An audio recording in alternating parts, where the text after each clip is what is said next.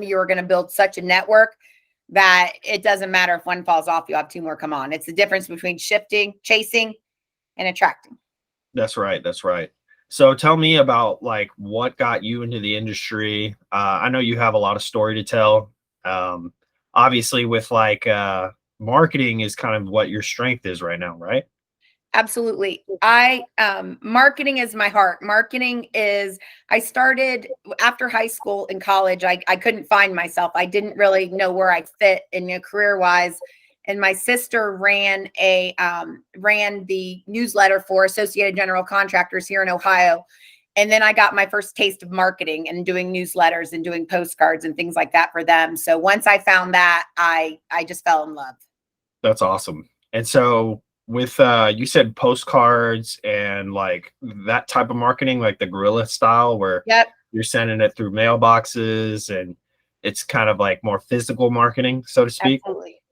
When Cool. I started back in, so after I was with Associated General Contractors doing their marketing, I got approached by Chicago Title because my stepmom worked there in the accounting department, and they were in the process of building a marketing department as a title company. And that was the first marketing department ever for a nationwide title company like a big Chicago Title.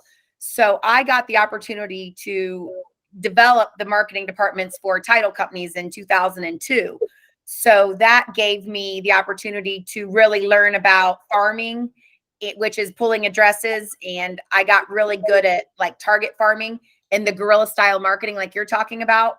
So we did a lot of mailers. We did a lot of handwritten letters, a lot of different things back in the day, which is actually coming back now. So I did a lot of the old school, write it yourself, copy it, handwritten envelopes, that kind of stuff. A lot of the guerrilla style marketing, like you said. Right. Awesome. And so where your career is at now, I mean, where, like I was saying earlier, what got you to this point? So I know you started, did you start as a realtor or did you start as a marketer? I actually, I started as a title rep, which is That's kind of right. odd Right. in this industry. So in 2002, when I came into the real estate market, I started as just a person to do postcards and do the farming and do the marketing at Chicago Title.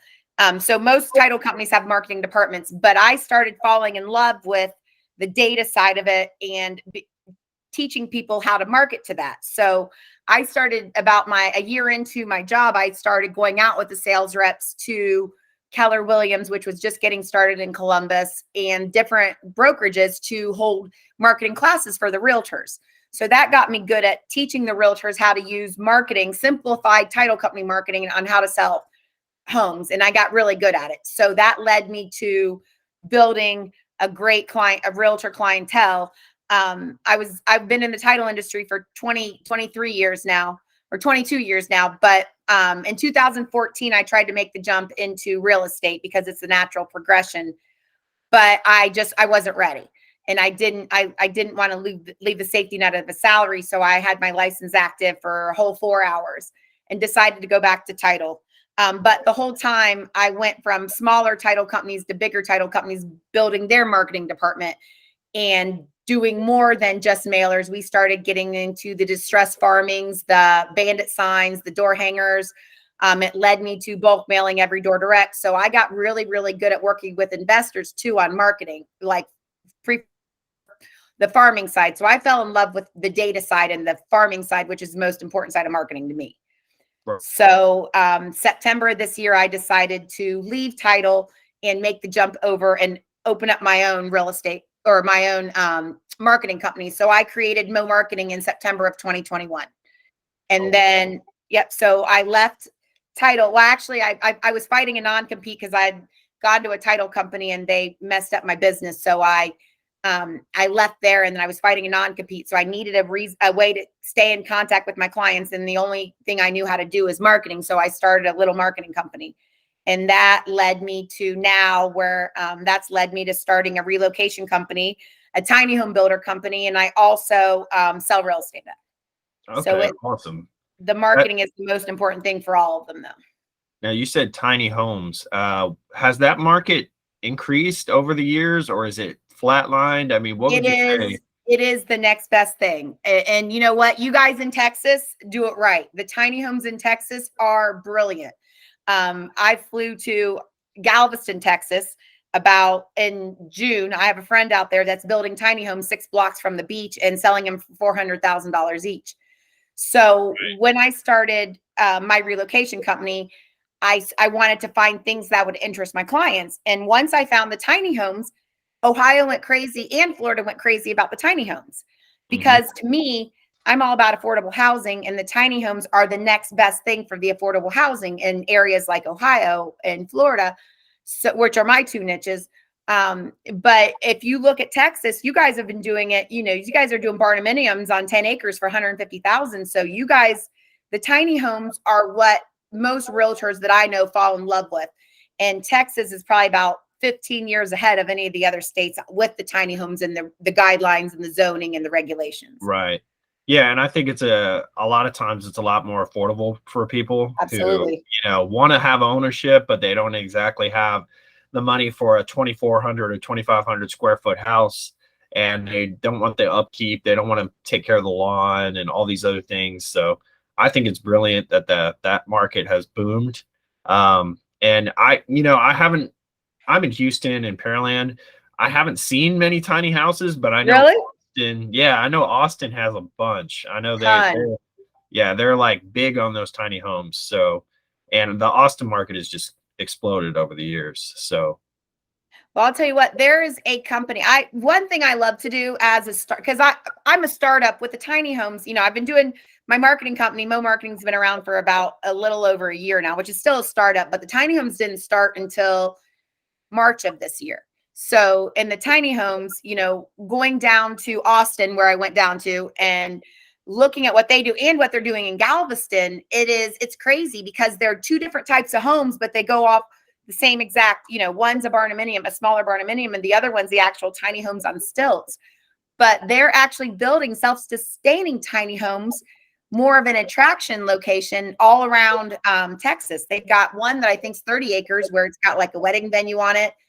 But you're going to see I'm seeing a lot of self-sustaining tiny home communities now too. There's 2 going in Florida, 1 going in Ohio, and I know there's a bunch going in Texas. So you'll see a lot of more of the tiny homes. And actually the metropolitan areas like Columbus, which is our biggest city in city in Ohio, and the regulations are so bad that you can't build a tiny home because of the, you know, minimum square footage. They have this big meeting where they're building the first homeless community of tiny homes. So now really? they're getting it. Yeah. So they're starting to see. So now the Columbus Board of Realtors and some of the metropolitan realtor boards are seeing how important these tiny homes are for affordable housing. So they're starting to ease up the guidelines. So now I think you're going to see a lot more of the tiny homes popping up all over because of the housing crisis and not enough houses. And, you know, as you know, interest rates. So with the interest up, the tiny homes look a lot better than, you know, Yeah, the the 700. payments are lower, and it's just overall, it's a great option for some people for sure.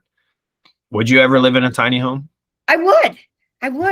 You I know, don't know if I I can have do a it. I'm 7-year-old little girl. 6'3", so I hit my head on a lot of things, So That's why you get, but remember the high tiny homes, ceilings, you need to get one that's a cathedral ceiling where you've got the 14 feet right? ceilings. Anytime I watch those shows, I like the idea of them parking their house like Yep. near the canyons or near like a woods area. That's cool to me, is like being in a secluded area. That's, I think, what would excite me about it, is where if I could move my home around the country and, essentially have access to amazing parkland and amazing areas Absolutely. to explore every day. So It's also, you believe it or not, it's probably, now that I've done a lot of research, Airbnbs, people, now that the millennials, I'm too bad I'm not a millennial, I wish I was, but you know, the younger generations are a little more traveling and less big 7,000 square foot homes. So you're seeing a lot of people making money off of renovating buses, tractor trailers, old campers. I'm in the process of renovating a 911 ambulance into a camper for me for Southern Florida. So oh, it's really? literally, it's the last ambulance from 911 that my buddy bought. He sold it to me. And I'm like, what a great number one note, a great thing having the last, having that, but turning it into a camper and letting people enjoy it. That's where a lot of people are making money now as Airbnbs, is they're turning, just something eclectic, and it's all about the experience now, not so much, all the stuff which the houses bring. Right. So to get back to a little on the marketing side, what do you feel like has been like the most effective for realtors to do with marketing? Like, is it cold calling? Is it B2B? Or I'm sorry, not B2B, but mailers? Is Well, it you can do like, B2B too, but I'll get to that in a minute. I'll tell you the B2B right? in a minute. That is a huge B2B, part. B2B would be interesting for a realtor, but mailers, open houses, like what do you think has been the most effective from your perspective? Well, now that I am licensed and can speak as a realtor, everybody I hear now, I don't have any business. I don't have any business. The way to stay in this industry the longest is figure out how to change from chasing to attracting. And the way I have learned to do that is, number one, you have to do everything. Real estate is a lifestyle. It's not a job. You're never off the clock. And one of the things that have helped me is, number one, merging spheres, using my network to help someone else build their network. And by doing that, they'll help me build my network. So what we do is a lot of referral of business. Another thing that's helped a lot is the groups, I created a group called Your Ohio to Florida Connection, where I have about 1,000 people, and I build it to 1,000 people off $11 of marketing and a lot of sharing. I learned what people liked, which were the tiny homes and the off-market properties and the funny memes. So I started posting stuff that I knew the consumer would like, and a lot of the Zillow crazy houses, and I do that I'm all over social media. I'm the Facebook woman, I tell my story, and the only way that you're really going to be successful in this industry is to, number one, you have to be transparent. So I'm a 10-year alcohol. So I have 10 years sobriety.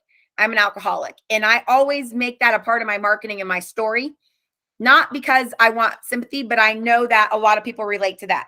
I'm also, I'm a mother of a 7-year-old, and I was diagnosed with Hodgkin's lymphoma when she was 4 days old. So a part of my story is that I'm a cancer survivor.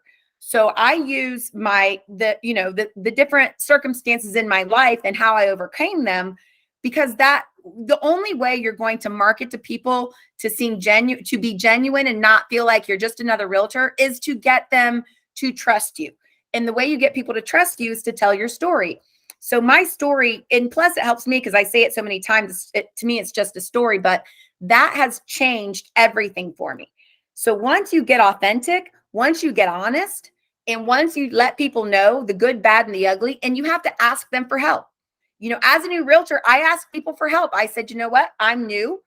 And you guys know I have 20 years of experience in title. Help me. And by doing that, I had 3 people in Cincinnati list with me because they said, I know you're a go-getter. You tell your story and you are a hard worker because of what I show, which is my daily life. And I think that, along with your branding, has to be the same branding everywhere. You have to have, it sounds terrible, but you have to put your picture everywhere. And to kind of go back to the business to business, when I first started, everybody knew I was getting my license. And when I got my license, I went to my nail salon. I've been going there for 17 years. I've probably spent more money there than I have on a house. So I went to them and I said, hey, I told them what I thought they needed marketing wise. For example, let's do your menus in Spanish. Let's get you some pens. So by doing that, what I did was I just put their phone numbers on the pens, and Regal Nails, they're in the busiest Walmart in all of Columbus. So by doing that and spending $181 on marketing supplies for them, not promoting me, they're like, Steph, put your business cards everywhere. Please put your information on all of these menus going out with the pricing on it. They refer me to other places. So it's all about because by the time that happens, and I found a billboard I can be on for $900 for 3 months, you find all that and you brand yourself everywhere. They only think about you. I mean, realtors are big on mailers, which I think mailers are a huge part of it, but it's only a part. You have to do the social media. You have to go knock on doors. You have to do everything. Find a common denominator. My common denominator with a lot of my clients are Cavalier King Charles Spaniels, because I raised them for 20 years.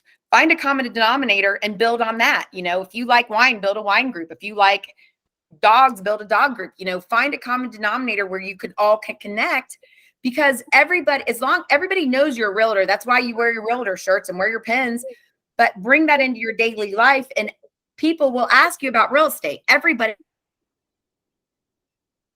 that. And I've gotten good at telling my story so much that they trust me before I meet them. And that's the game changer when it comes to marketing. Right. And that was a fantastic answer, by the way. I totally agree with you on capturing your sphere and doing what you're already good at. Like if you're a golfer and you love golf, be the guy in the golf club who everybody knows is a realtor, right? Or maybe you're a swimmer and you go to the swim club. Maybe you have a Shiba like I do, and you go to the Shiba Inu meetup, so you tell people about what you do and you let everyone in your sphere know. One thing that one of my mentors is, teaching me right now is, don't be afraid to tell every single person you run across what you do. You're sitting at the cashier checking out and they're just sitting in silence. You might never see that person again, but maybe you'll capture something by saying, hey, have you ever thought about buying a house? Are you a homeowner? And they might look at you weird first, but then you tell them, I'm a realtor and I'd actually like to see if I can help you out in the future. Oh, well, now that you mention it, my uncle's trying to buy our house. Could you help him out? Yeah. All of a sudden you put $10,000 in your pocket because you decided to have a conversation at the cashier. So absolutely. One thing that I get the most business from, which makes me laugh, is I'm an alcoholic. And when I go to lunch somewhere, I always sit at the bar by myself and I put my laptop up and I always either pull up a marketing piece I'm working on or just pull up a marketing piece and sit there. People are nosy. I have listed 2 properties now because people walk by and see what I'm doing on my laptop because they're that nosy. And they stop, they turn around, they say, are you a realtor? Oh yeah, I was just working on some marketing for one of my clients. You do that? Oh, absolutely. What else do you do? It's all about, you're always on stage. When I trained as a title rep, we would be at a restaurant and we'd be sitting there and I'd watch every agent walk by a billboard where they could or one of those like pegboards, you can just stick your business cards. Nobody did. And I sat there, flabbergasted, like, there are real estate opportunities and everything. I sell more houses on planes than anywhere, and people that I can't even sell to because they ask me what I do. I build tiny homes. Which I do. I own a tiny home builder company. I'm a tiny home builder, so I do build tiny homes. Have I built any? No, I haven't gotten any up yet. But that doesn't mean I don't own a tiny home company. To me, the biggest thing that I taught real estate's an illusion. It's all one big illusion. You have to tell your story and then just, tell the guy. You don't have to say, hey, I'm a tiny home builder, but by the way, I'm a startup and I really haven't gotten any yet, but I'm a wannabe tiny home builder. No, you don't go into that kind of detail. You tell them what, if I go in and I say, hey, I build tiny homes, they're going to have 7,000 questions about tiny homes I can answer. Most realtors that sell in Texas probably could too. But it's about how you lead into the conversation. If I have a big realtor pin on and say, my name's Stephanie, I'm the #1 realtor in Columbus, they don't care. Find a common denominator, whether it's cancer, alcoholism, a dog, a bird, who cares? Find that common denominator and build that relationship. And once you build that relationship, ask them for help. The biggest mistake we make in marketing is we don't ask people for help. With me having 3 startups trying to build my empire, I ask everybody for help because what's funny is even if nobody likes your post or shares your post, they're looking. Because I got the backing of a millionaire guy down in Southern Florida because of my posts for my tiny homes. So it's a matter of telling your story to everybody, and then you don't know who they know. So as you merge spheres and tell your story, it gets people to, #1, trust you. #2, they're like, this girl is trying so hard, we have to help her. And that's when, now that I'm about, a year into all of this, or literally a few months, I have people every day saying, you have to make it, Steph. I'm going to make sure you make it, because they see how hard you try. A lot of realtors don't do that. A lot of, business people, you do that. I see you do that every day. When I was in Texas, that's when I connected with you. So, the people that work the hardest to get it, it's just like manifesting. You have to believe you can do it. And one of the things that I know was my problem and a lot of other agents' problems is everybody else knows we can do it, but we don't think we can do it. When I started Mo Marketing, my mentor made me stand in front of the mirror and say, my name is Stephanie O'Brien and I'm CEO of Mo Marketing. I cried the first 3 times because I didn't think I deserved it. And then after the 4th time, I told the cat and then my kid and then the dog and then everybody else. And now when you do that, you walk with your shoulders back. If you don't believe it, how does everybody else believe it? So, most of the time with marketing or presenting yourself or selling, you get in your own way. Once you learn to get out of your own way, and most of it's just staying inside your head.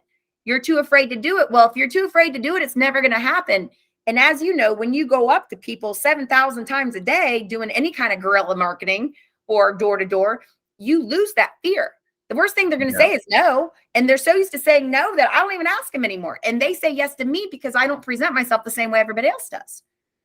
I'm a teacher. I'm not a sleazy salesperson. And that's the difference between, knowing marketing and having to attract rather than chase and be like I don't want to be a chasing ambulance, like a lawyer chasing ambulance. You want to build your own network. That way you don't have to chase people. They come to you, you attract them.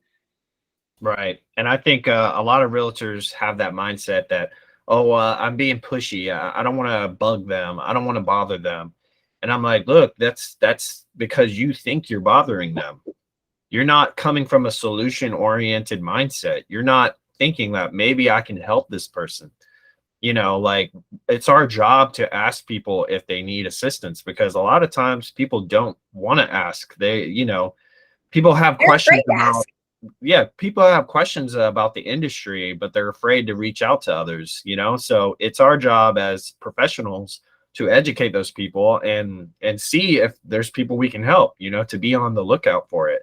And if you don't ask for that business, if you don't ask for, hey, is there anything I can help you with? You're not going to have those opportunities pop up because you're closing yourself off to all those opportunities. Absolutely. Another thing I think is important that I've learned is I have to tell about my failures too. I mean, I've done mailers of 600 and they all come back because I didn't put or current resident on it. Or, I talk about how I failed the state portion of my real estate exam because it's a part of my story. You have to show people that you're human. A lot of people think in this industry, you have to be perfect. Nobody's perfect. I mean, I think that people have to take all the emphasis off of the perfection and the anxiety and just, turn it into a game.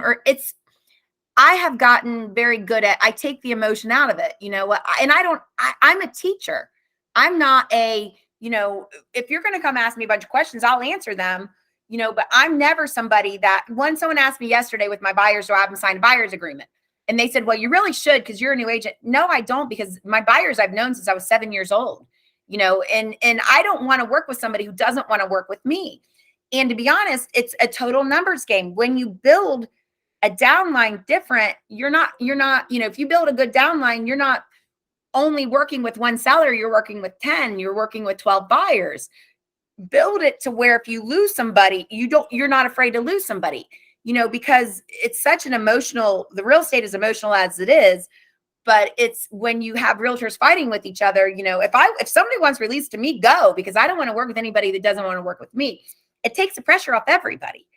And I think that's why people want to work with me as a realtor and a marketer, is because I take that pressure off, and I'm not going to ask you for a 2-year commitment.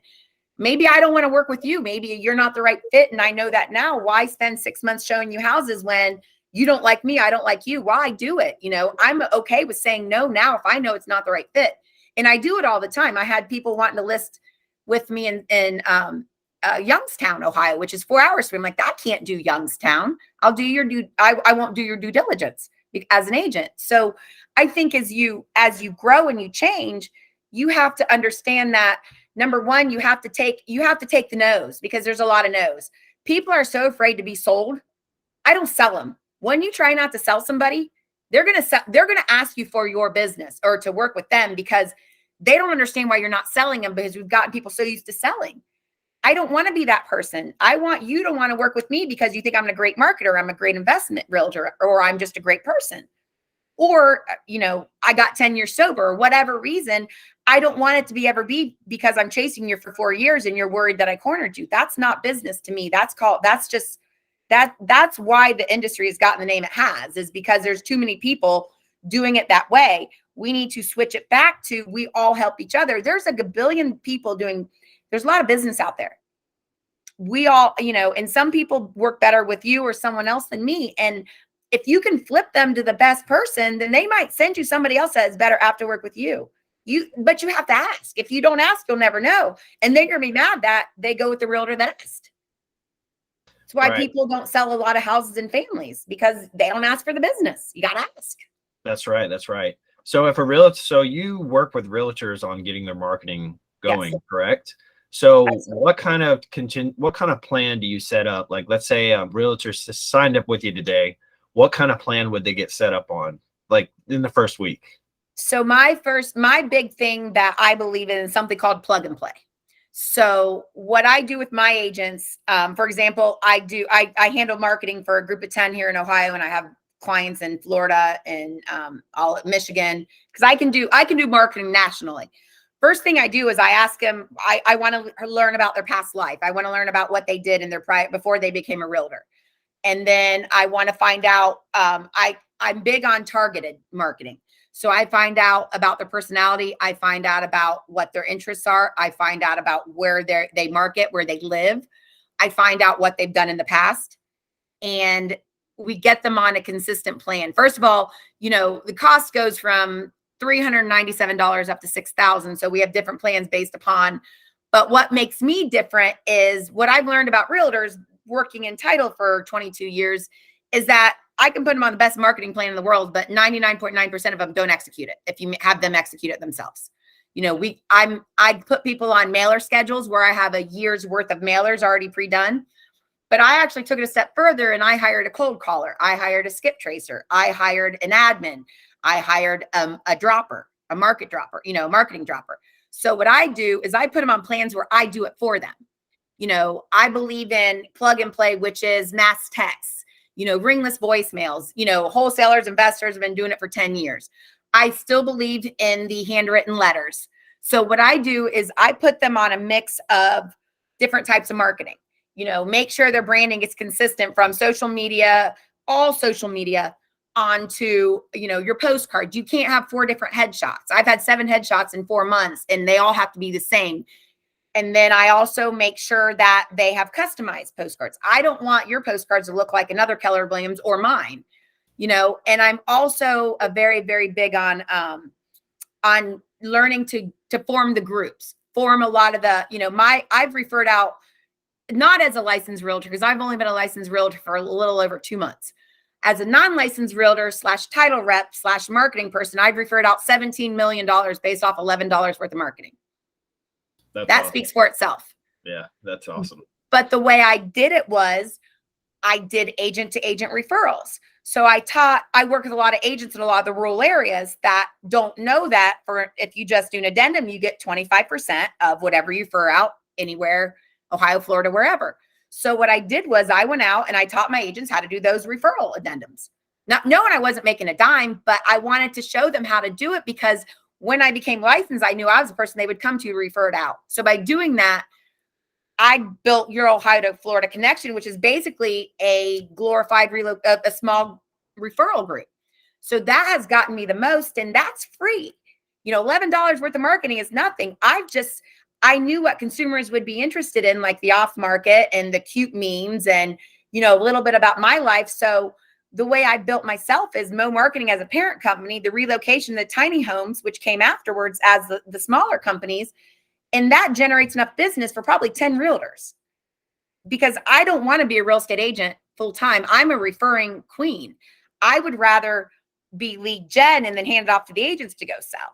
And that's what I do, unless it's an investment property or a listing. So my answer to that would be, number one, I would probably do something totally different than what they're doing. We break them down, and we make them, not break them down. You make them understand that this is a lifestyle, and, you have to walk into businesses, because, the thing that people don't understand is the consumer direct businesses, like the Advocare people, or, plumbers. Get in good with someone like that. Start marketing together with them. Lenders, title companies, RESPA governs us, and, we follow those guidelines. but go to the local Mexican restaurant. Don't go to Chipotle. Don't go to Starbucks. Go talk to them. Go to a nail salon and figure out what they need and help them market their stuff. Get them $100 worth of marketing that you help them with is going to give you about $20,000 in commissions, because now you're talking with people that sell directly to consumer, and you're going to come first to mind because you're helping them. I don't have Stephanie all over everything. I have no marketing because my marketing company is more important to me than my real estate, because it's the marketing that sells any product, whether it's a real estate, tiny homes, pens, whatever. So I think, what I do is I customize what I think is going to work for them. If they're old school, if they're 55 years old or 60, you can't get them to be a Facebook genius. You go back to the old school where you go to the letters, you go to the handwritten letters, you go back to sending letters to their sphere, that kind of stuff. A lot of ringless voicemail drops, a lot of mass texts, a lot of DMs. And I make sure that my people do it for them, because I know, like everybody else, I've been promising to do my sphere is, my database until a few months ago was my 2017 Christmas list. And that's about 75% of realtors. So I teach them about how building, and I also do a lot of, I can do like marketing drops, like as in pool, I have about 10 different farming databases that I use. And to me, the farming is the most important thing. It's all about the validity behind the data. So I can pull pre-foreclosures. I can pull zombie properties. It's ridiculous what you can find out about people. I can pull 30,000 consumer names and phone numbers in one drop. And then you take that, because you can pull a list, but realtors will just let it sit in an Excel file. You have to show them how to use it. And then you have to do it for them. So what I do is I make it a one-stop shop to help. If they want to do it on their own, I will help them and I will guide them, and I'll provide the list and the postcards and all the data. But it's better when you have a small company like mine do it, because you never get to it. And nobody likes getting on the phones anymore. It's not any fun. Who wants to hear no 700 times? I would rather do a mass text all day long, because then you can set it for like 6 o'clock if you want, where it's not dinner time, or 5:30. And then you hit 1,000 people at one time with the same message, rather than sitting on the phones all day hating yourself because you get hung up on. Right.